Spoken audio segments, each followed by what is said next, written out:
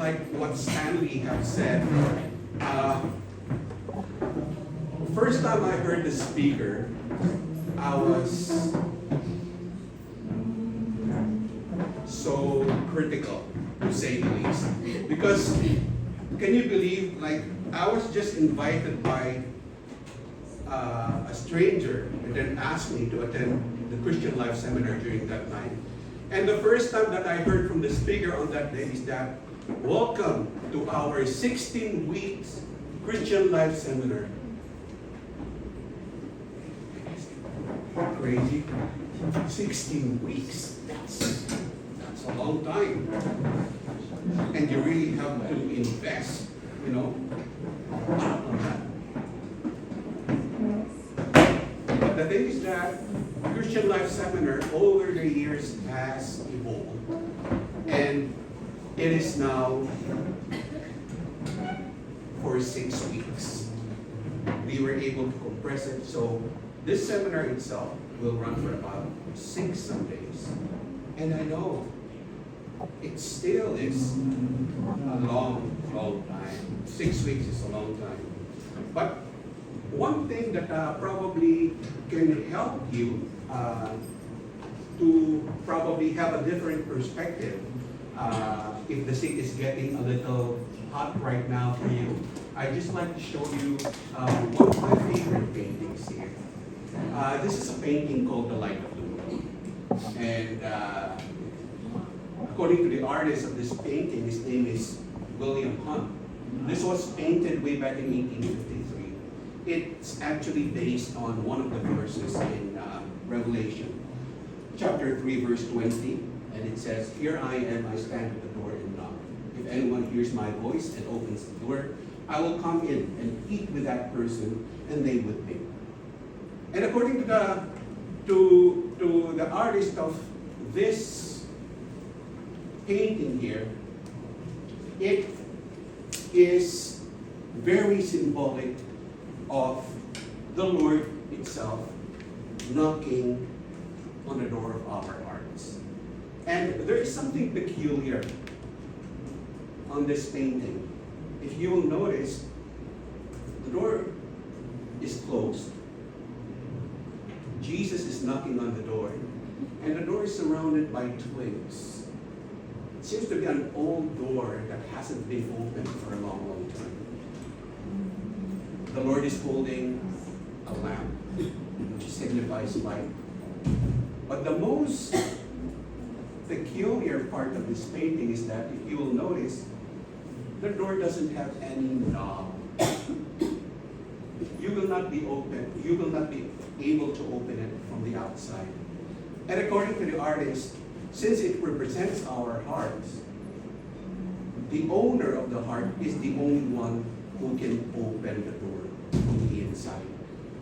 The Lord himself will not violate the greatest gift that he has given to us, to push himself into that door, although he can.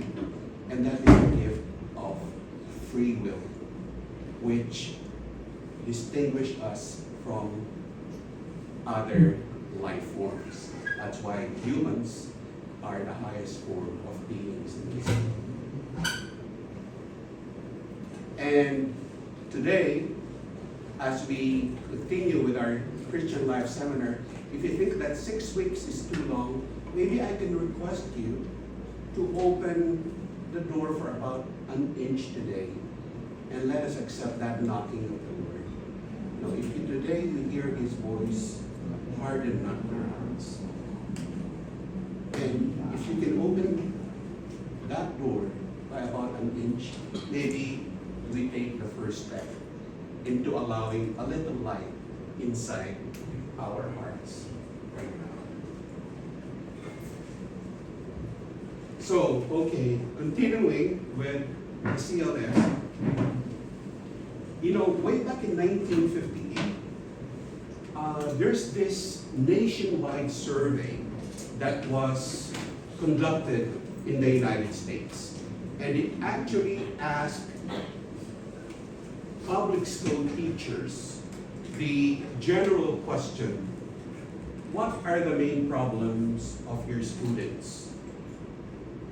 Please write it down, and they have compiled it and came up with the top 5 answers.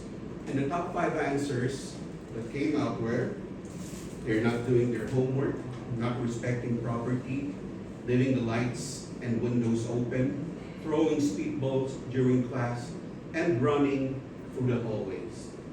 Okay, so that was way back in 1958.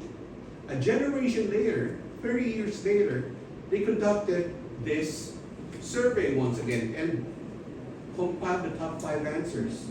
And these are the top 5 answers that they came up. Abortion, AIDS, drug use, rape, fear of violent death due to weapons in school.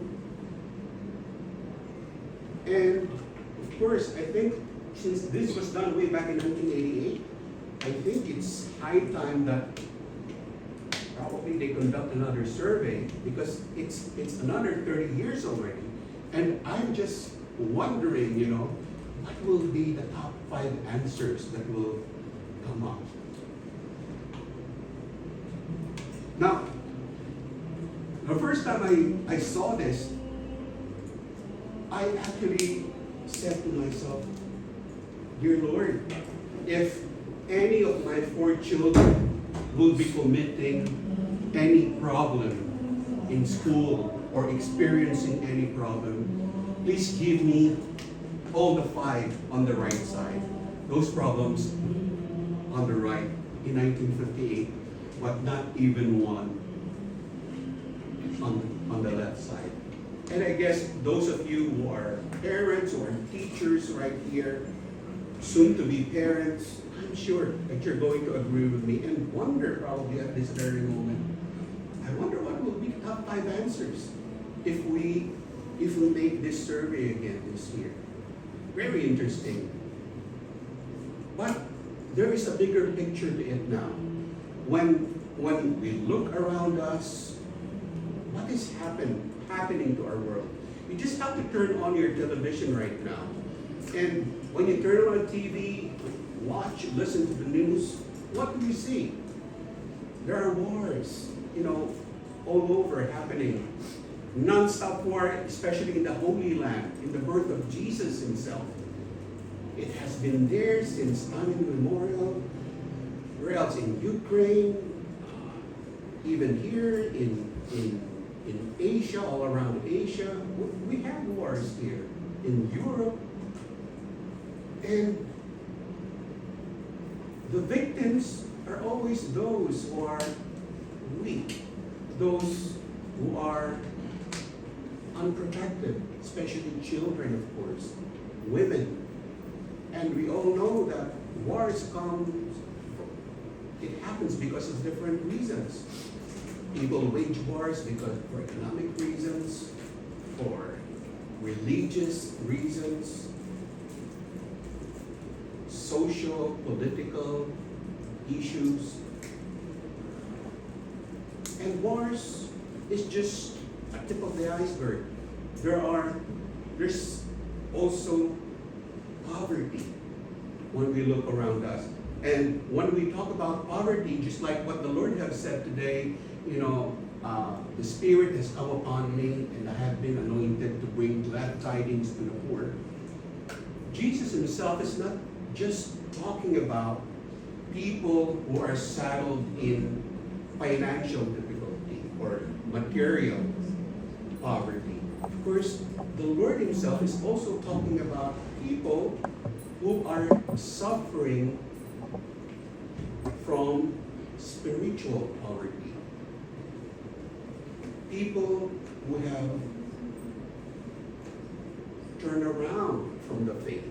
Christians who are lost.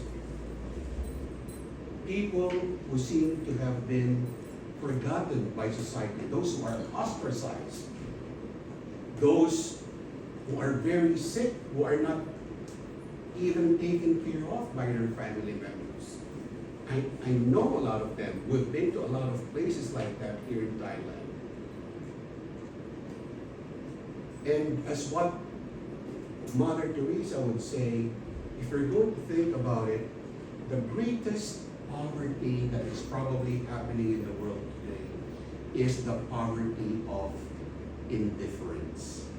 Being indifferent to the needs of those people who are in need. Those who see but choose not to see what is how people are suffering nowadays. There are murders, and loneliness on a personal level. There's insecurity, addiction. There's addiction, chemical addiction, of course. Those people who are addicted to drugs, to alcohol. But you know, there's also one addiction that is not being talked about so much by the world nowadays. You know, it's the addiction to lust. Lust. And it is something that so many people can easily fall into. Why? Because, you know, more or less when we look around, it seems that pornography itself is all around. You know, in movies, on TV. And the thing is that pornography is actually one of the most effective ways that the enemy of our soul uses in order to pollute our minds and our hearts.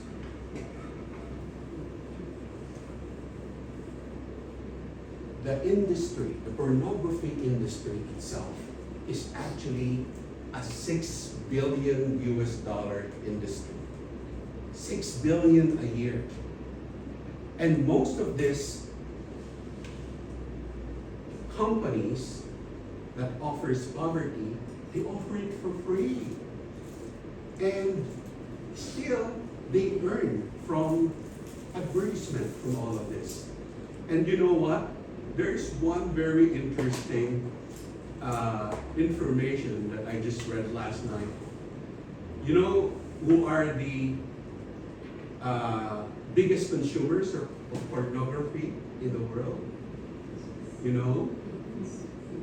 Filipinos! I'm from the Philippines. Filipinos are the biggest consumers of pornography in the world. Here's another exciting and interesting fact.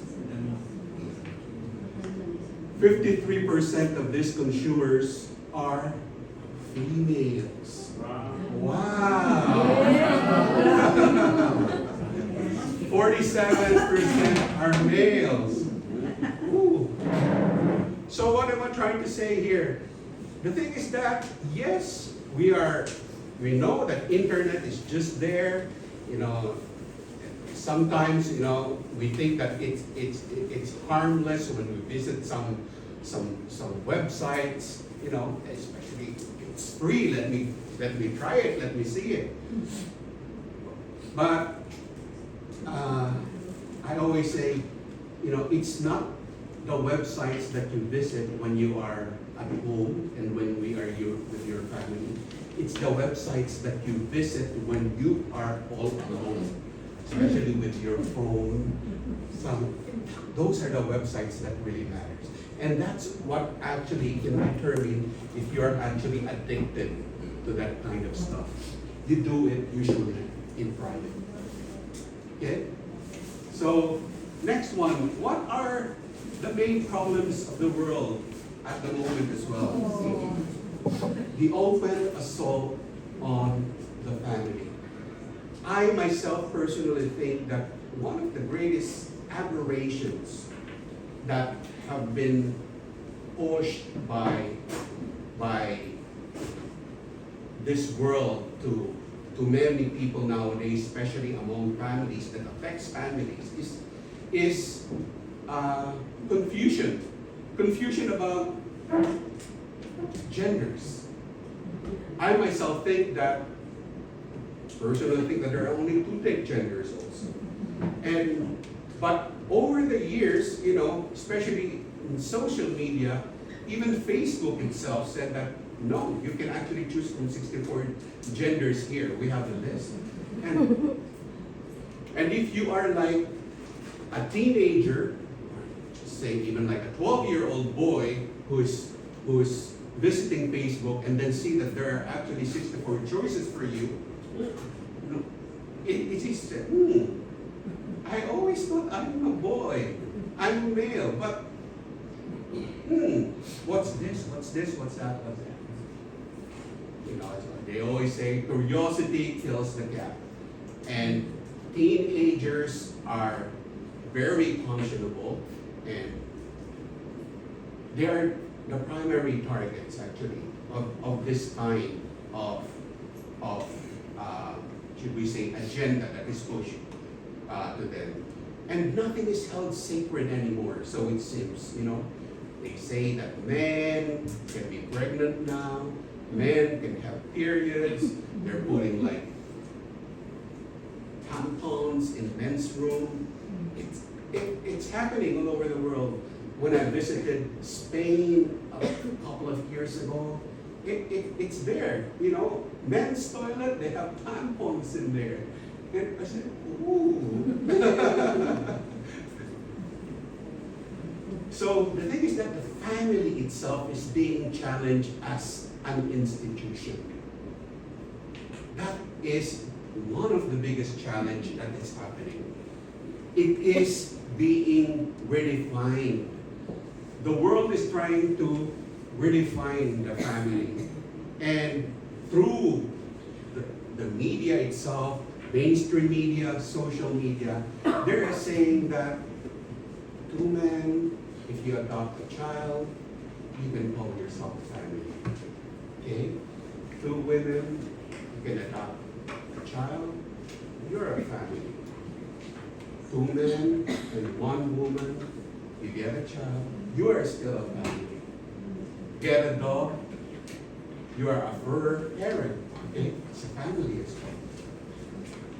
And of course we all know that since the family is the main unit of society, the devil knows itself that when you destroy families, you destroy communities. Destroy communities, you destroy nations. Destroy the nations, you destroy the world. The devil is so cunning. He is the prince of lies. And according to Pope John Paul II, the great John Paul II, humanity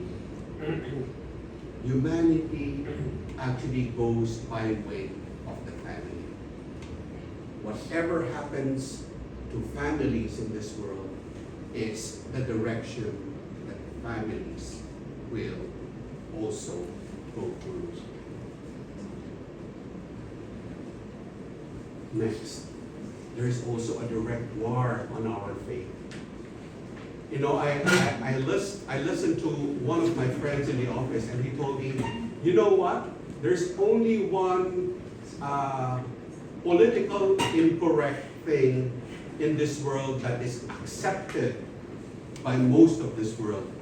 One political incorrectness that's accepted by the world. And you know what is that political incorrectness? He said, it's the assault on Christians. They say that other religions are persecuted, are being stepped upon. It's true. It's happening. It's true. It's happening in the Palestine.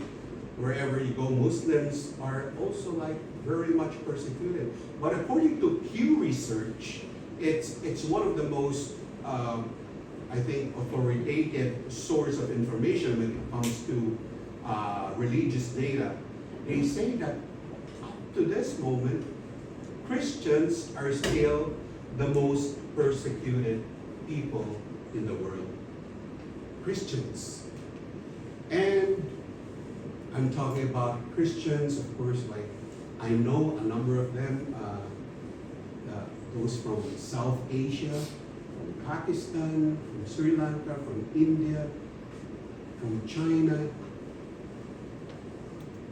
By the way, I work for the United Nations, and one of our agencies called UNHCR, they're taking care of refugees. And I have checked the data as well with them, and they told me that indeed there are so many persecuted Christians who are not even given a choice, even by their own governments, that they have to live and seek refugee status in so many countries.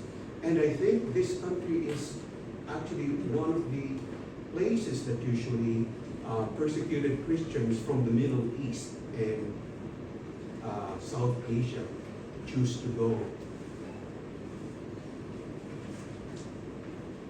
And as you can see here, picture here, this is actually like a feminist group in Brazil who is they're actually protesting against the pro-life movement in Brazil. They say that it violates the right of women to choose. So what they decided to do is that they depicted an abortion scene wherein the Virgin Mary herself is aborting Jesus. A very strong message.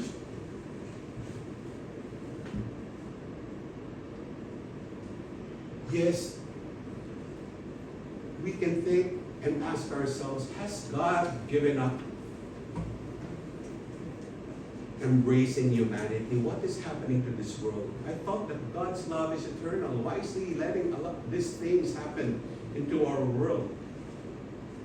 And I think it still has something to do with our free will, because humanity chooses to be deceived, and we often misuse the grace gift of free will and make choices that are based on moral relativism. What is moral relativism? It's actually the philosophy of there is no such thing as good or bad. There's no such thing as right or wrong. As long as I do not hurt anyone, as long as I'm not disturbing anyone, as long as I'm spiritual, I'm good. I'm a good person. But the thing is that, what about the Lord? What about God? Isn't it that He wants us?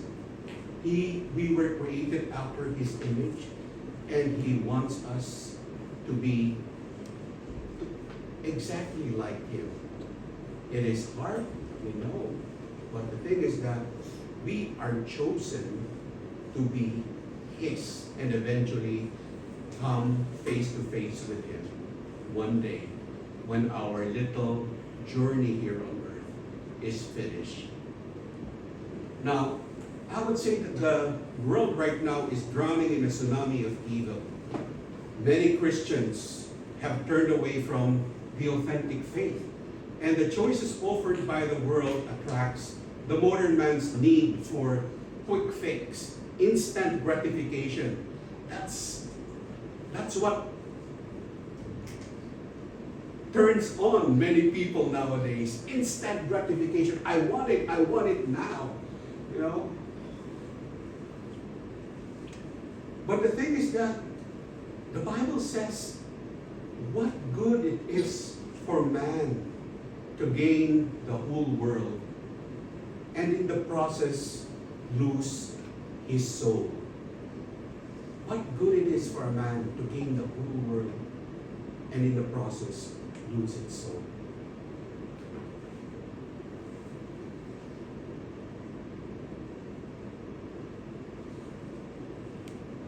You know, nowadays there are just so many false prophets in the world who claim that they are the saviors of humanity. And sometimes it can be confusing. There are so many gospels being perpetuated, being spilled by many prophets in this world, and it can be very confusing at times, and people can be easily deceived, especially if we are not well founded to the catechism of the Holy Catholic Church.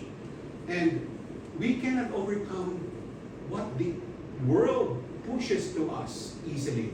No, it is not easy, brothers and sisters. The world is very good at offering things that we like, that we love, that we can easily embrace. Quick fix. That's what it's all about. And that's why we need God Himself for us to be able to overcome all of these temptations. That is just so much. On our own strength, we cannot overcome the challenges in our Christian life. You know, the thing is that the devil, when it approaches us, it will not come as someone who is like ugly, you know, red face with ugly face.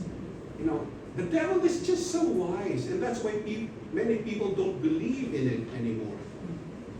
The devil will always approach us in a most beautiful form. He is Lucifer, the angel of light. He is powerful, and he has the capacity to lure people away from the Creator. And that's why when the devil comes to us, it will come as like a pop-up on the internet. Hey, handsome, how are you doing? Want to chat? It will come in the form of like a beautiful woman or a handsome man offering you to share the night together. Yeah. And sometimes it can even come at the form of like, hey, I'll give you like a lot of job, a lot of things for you to earn opportunity, but it will be on a Sunday. Forget about attending church first. That's how the devil works. And before you know it, you're hooked. You're hooked. So, as I said, has God given up on us? Has He given up on us? The thing is that God doesn't want us to live lives of pain, poverty, or injustice. But He wants the world to be a place of peace, of justice, of happiness, a place where He would reign.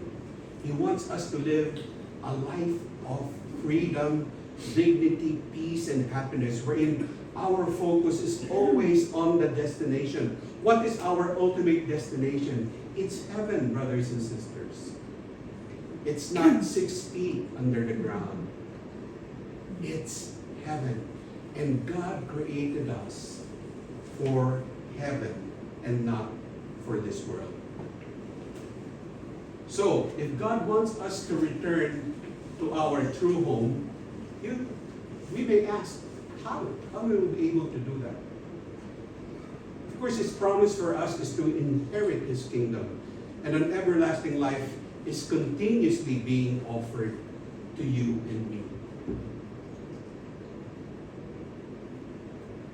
And the love of God is never changing. The promise that was made by Jesus a little less than 2 million years ago is still being offered to us right now. God says in Jeremiah, "For I know the plans I have in you, plans to prosper and not harm you, plans to give you hope and a future." There's always one thing, one person that we can turn to when things seems to be not going right. Have you noticed that when things seems to be, when everything is so down, when everything is so dark, why is it that it's easier seems to call on the name of Jesus, help me, I need you. But in our mountaintop experiences, when You know, it's also nice sometimes to tell ourselves, good job. You know? But when we are losing it, when we seems to be like being stepped upon by the world, Lord, why did you let this happen to me? And the thing is that, yes, the answer to all of this, what's happening to the world, us being like violated as Christians, but at the same time, us losing the way, the thing is that we have lost our focus. And the focus should be on this one person only.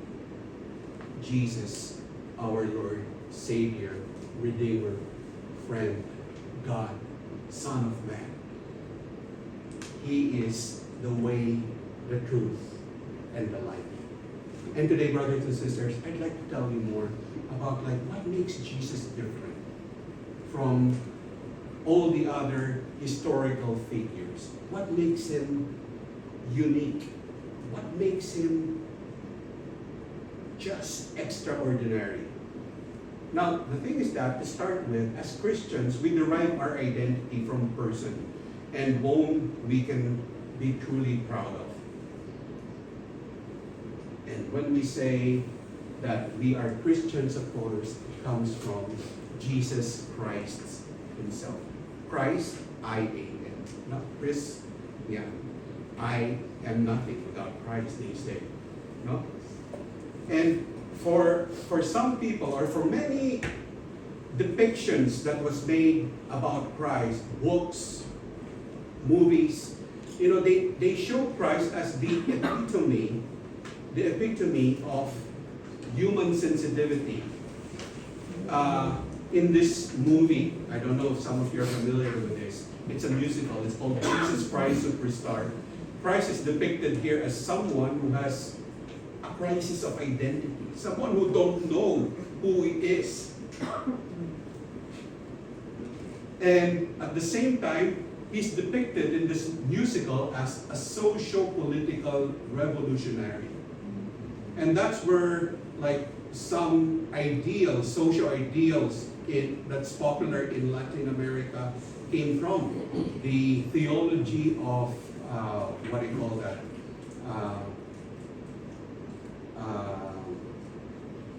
Anyway, I'll get back to that later.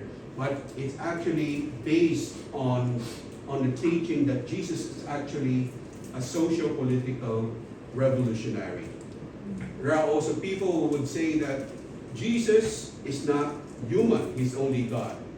There are people who would say that he's only human and not God. There are heresies, actually, that concerns those kind of ideas. And those heresies has been, should we say, they have been remade, they have been recycled over the years. We used to have a name for them, Manichaeanism, Arianism before, and today they are being like repacked to be offered into this world again with a new name. You know, one of the newest names, of course, is probably New Age. You know, I get my power from this universe. If all the planets will just align in the stars, I know that I'm going to get this job tomorrow that I want. Anyway, those kind of things. Now, for some who believe that Jesus is not God, you know, it's actually what we call the heresy of Arianism. They believe that Jesus himself is not God, but a creature with only a beginning. So, anyway, Jesus himself, some people would say that Jesus is just a carpenter. We all know that. We read that in the Bible. He's the son of Joseph. He was taught by Joseph to be a carpenter. And he has never been to more than 100 miles from his home of Nazareth. Jesus just preached for 3 years. Think about that. He began his ministry at the age of 30, and he was crucified on the cross at the age of 33 in the most humiliating and horrific way. So having said that, he should have simply faded into complete oblivion, forgotten by history. But instead, he's the most famous, honored, and best loved person that the world has ever known. Many admire Jesus for his eloquence of his teachings. They call him the great rabbi, and the wisdom of his parables. That's why he's also called a prophet. Some would say that Jesus is comparable to the great philosophers of our time, to Confucius, to the Lord Buddha, and to Plato. And for those whose quests are not based on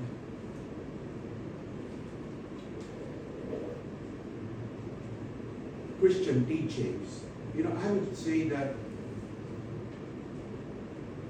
the Messiah is actually more than a philosopher. There's one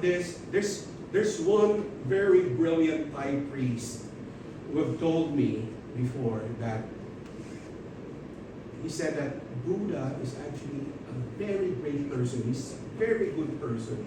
He was able to achieve nirvana, the state of nothingness. But this high priest told me, he's also a redemptorist, he told me, but if Buddha probably meditated a little deeper, he might have discovered something bigger than nothingness itself.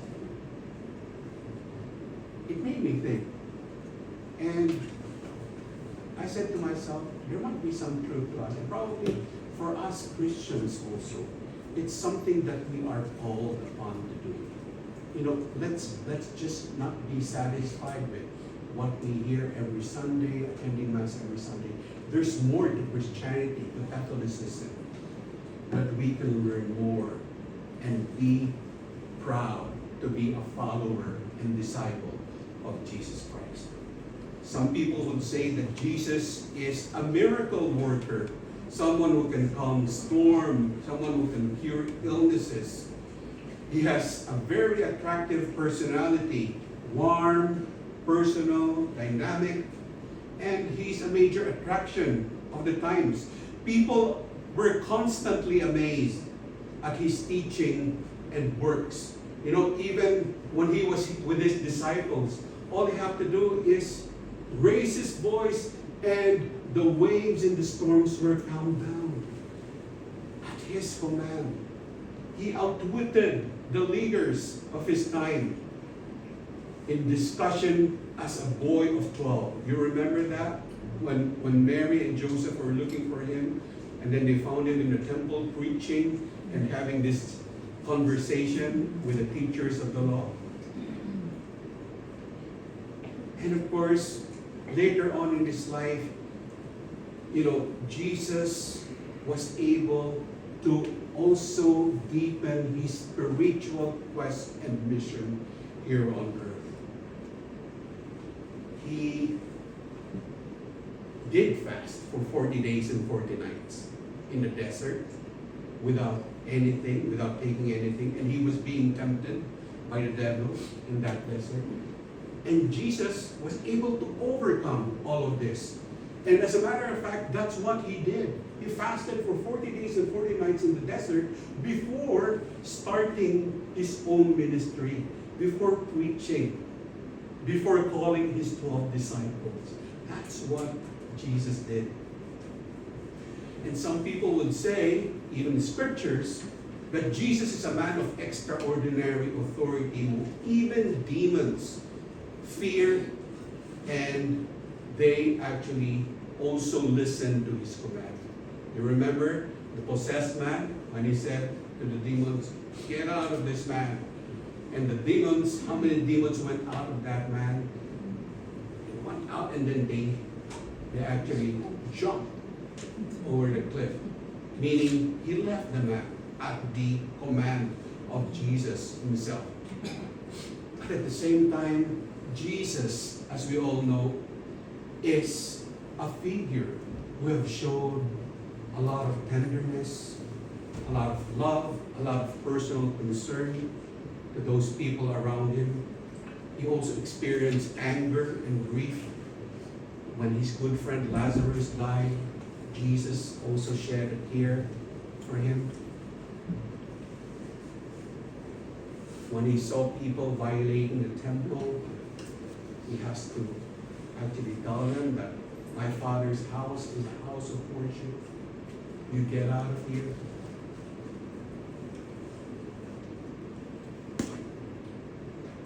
And of course,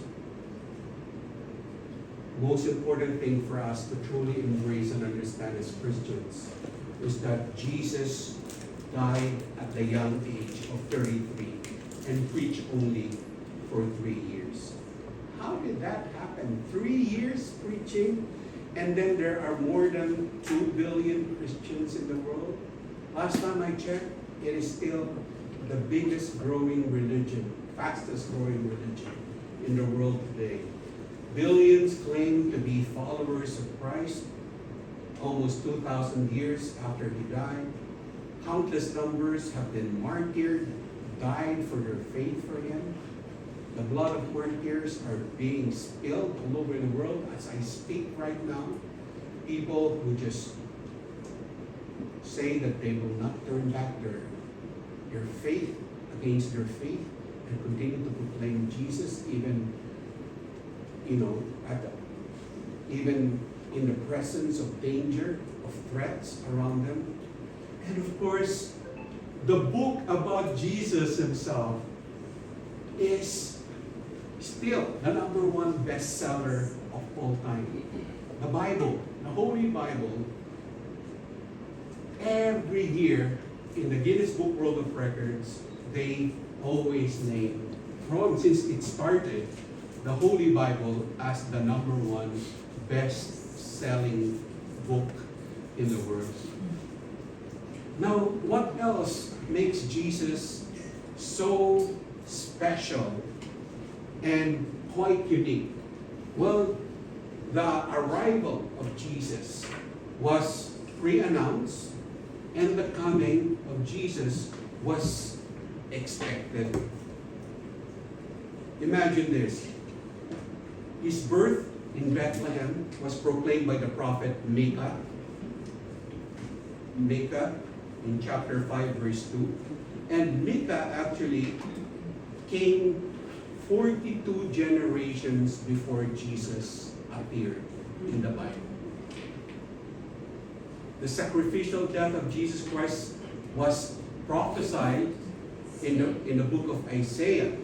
And Isaiah came 700 years before Jesus. And yet he's already talking about a Messiah who's going to be crucified and die on the cross for our sins.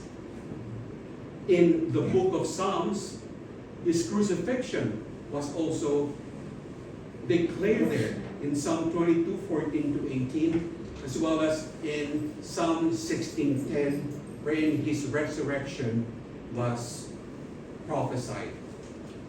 Now, the probability that such specific predictions, each quite independent from one another, would all be fulfilled concurrently in one individual, only one individual, that is very unlikely in the highest degree. It's statistically impossible.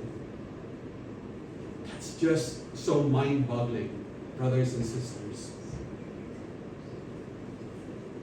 And what else? When Jesus appeared on the scene, he struck history with such impact that he split it into two, dividing it into two periods, BC and AD. Before Christ and after that. No? Every other person who came into this world came into live under those periods. Of course, Jesus brought back the dead back to life. I can think of like the 12-year-old daughter of that centurion, Jairus. a patron or ruler of a Galilee synagogue that asked also Jesus to heal his 12-year-old daughter. And Jesus just said, and he said, Talita kum, little child, get up. And with those words, child, get up. Lazarus, he brought back his good friend Lazarus back to the dead. That's just amazing. He is really the God of the dead and of the living, as what we Christians believe. And Jesus claimed that he can forgive sins. Who else can forgive sins? The elders of his time say, only God can forgive sins. How come? You are saying to this man that all your sins are forgiven. And that's why they also tried to kill him, because they say that he's committing blasphemy during that time. And he forgives sins without even consulting people adversely affected by the offenses. For example, can I get your name? Wong and Eileen. For example, Eileen, let's say, borrowed money from Wong.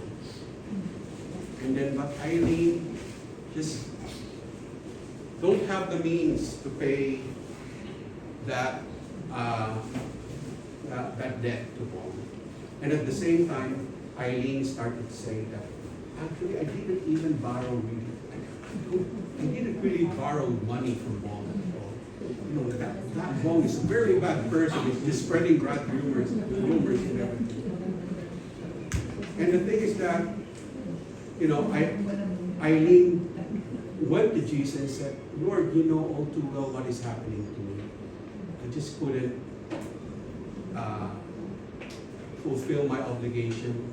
Please help me. Forgive me, Lord. Help me find a way. First, Lord, please forgive me. She went to confession also to priest. And believe it or not, the Lord says, all your sins are forgiven. Without even consulting Paul. If I do that, if Eileen tells me that, bro, can you help me can you forgive all my sins because I borrowed money from Wong and I didn't pay? If I say, yes, sis, do that. Why am I to do that? But if you go to the Lord and ask for forgiveness of your sins, if it's really true to your heart, that's what the Lord is made of. Jesus is truly a God who forgives and makes all things possible and correct.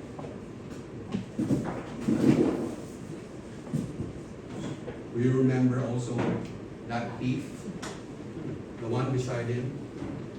There's one who said, if you're really the Lord, why don't you get down from there and save me, and blah, blah, blah, blah. And the other thief said, Lord, forgive me for all my sins. And he even castigated the other thief. And then Jesus said, from this day, you shall be with me in paradise. That's Jesus, God and man for you.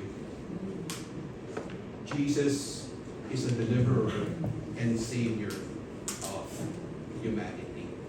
Now, time and again, throughout his public ministry, Jesus declared to be God. Let me just give a few examples here. In Mark chapter 14, when the teachers of the law asked him, are you the Messiah? And he answered, I am. You will see the Son of Man seated at the right hand of the power and coming with the clouds of heaven. And Jesus again spoke of his divinity in John chapter 12, verse 45. He said, he who believes in me does not believe in me, but in him who sent me. He who does see me sees the one who sent me. And straightforwardly, he claimed to be God in John 8, 57 to 58. You are not yet 50 years old, they said to him, and you have seen Abraham. And what did Jesus answer them? Very truly, I tell you, before Abraham was born, I am. And of course, we all know that I am is one of the names given to the Lord. in the Holy Scriptures. So, if Jesus is not God, this is a waste of time, what we are doing. If Jesus is not God, our faith is all a scam. Doesn't make any sense. And we should not have anything to do with him. But if we believe that Jesus is true man and true God, the way, the truth, and the life, the only Son of God, we should seriously consider him. And we should desire to know him more. Because our response will have eternal consequences. Now the Bible says, "What is man that you have made him after your image, and a little less than the angels?" How much is your love for man that you even offered your only Son as a holocaust to save us from eternal damnation? Who are we to deserve the love of God, to be created after his image? Who are we to deserve heaven after this dress rehearsal here on earth? But the thing is that God just have too much love for us, and we were indeed created not only after his image, but for his joy as well. And for us then to achieve eternal joy as well is for us to accept Jesus, our personal Lord and Savior. How much God loves us? If you're going to ask me, how much does God love us? Here, I think, is the answer. This much. God loves us this much. Not this much. Not this much. This much. He gave his only begotten Son. John 3:16. For God so loved the world that he gave his only begotten Son, that whoever believes in him shall not perish, but will have eternal life.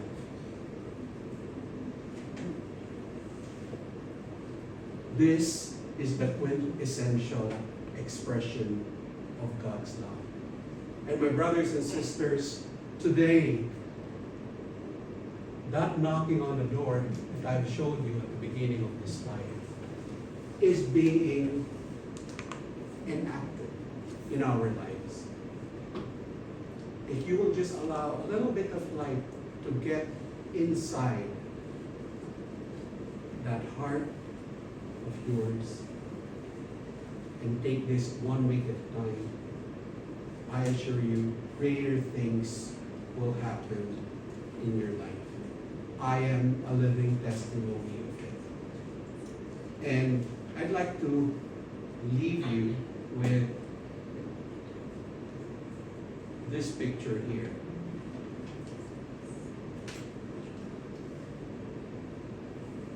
So brothers and sisters, do you seek your purpose in this world or feel empty at times? Or does life burden you? You seem to be climbing the mountain very hard and seem to slip from time to time. Are you overwhelmed by the struggles of life? Pains?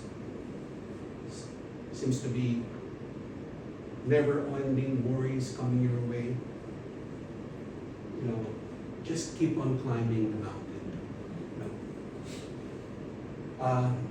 This actually is like something for me to tell you a short story. It tells a story of a Catholic man who actually went to Mount Everest a few years ago, and he climbed there alone and just using a few tools to climb. And when he's just like at the summit, when he's just about to reach the summit of Mount Everest, it was already very dark around him. And he lost footing, he slipped, and he fell. It's a good thing that there's like a harness, and he was left hanging out there, out in the cold, totally dark around him. Just like our life sometimes, right? He was swaying there, and then, just like us, when all things seems to be going wrong, he called out to God. Dear Lord, help me. Dear Lord, help me. I promise to do anything you want from me as long as you save me from this situation. I promise, Lord. Lord, please listen, hear me. And then there's a voice. Hey, cut the rope, cut the harness, cut the rope. The man heard the voice. You know what? How he answered? He said, "Is there anybody else out there? Is there anybody else out there?" And you know, sad to say, the man froze to his death. They found him the next day, hanging, frozen to death. And his feet is only like 2 inches above the ground. You know, 2 inches above the ground. He didn't see it because it's too dark. If he only cut the rope, he could have been saved. If he only listened to the voice, that man could have been saved. And that's why, my brothers, my sisters, today, if you hear his voice, harden not your hearts. Cut the rope. Thank you, and God bless you.